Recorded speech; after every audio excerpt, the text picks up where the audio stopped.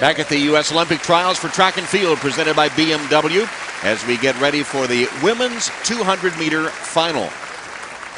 And this promises to be quite an exciting race with Bianca Knight in lane 1. And just by virtue of getting third instead of second time in that semifinal, she got stuck in lane 1. This is one of the tightest 200-meter turns in the world. So a tough task for Bianca Knight to make an Olympic team here.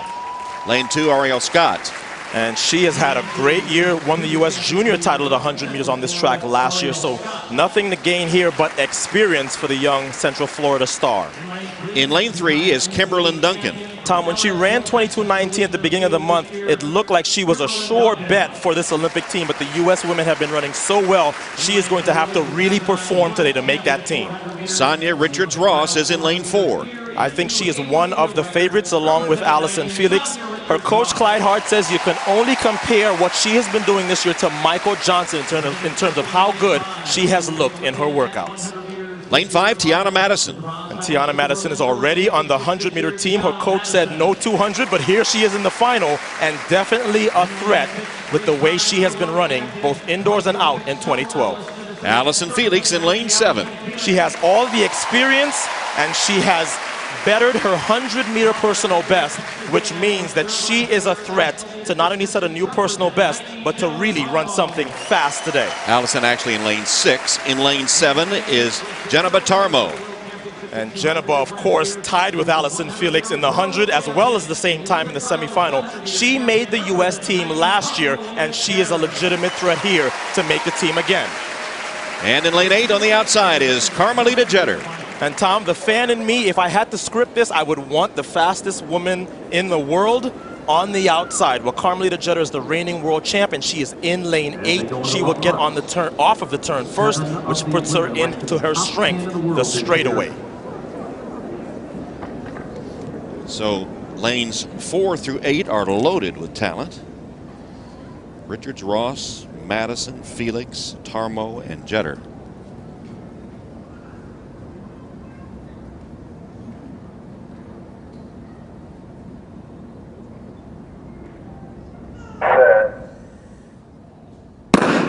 And there's the gun. Carmelita Jeter in the outside lane.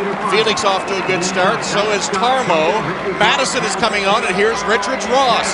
The race still up for grabs as they turn into the home straightaway. Allyson Felix now goes to the front.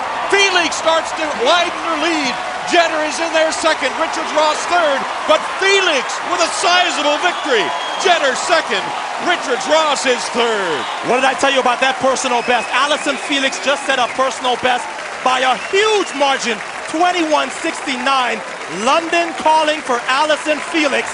She will go to London as the favorite.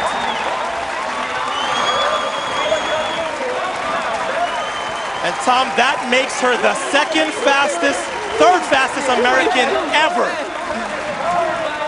And we talked about the starter versus the finisher. The starter, it was no contest. Carmelita Jeter on the outside comes up for second. And Sanya Richards-Ross makes her second event for this team, getting third.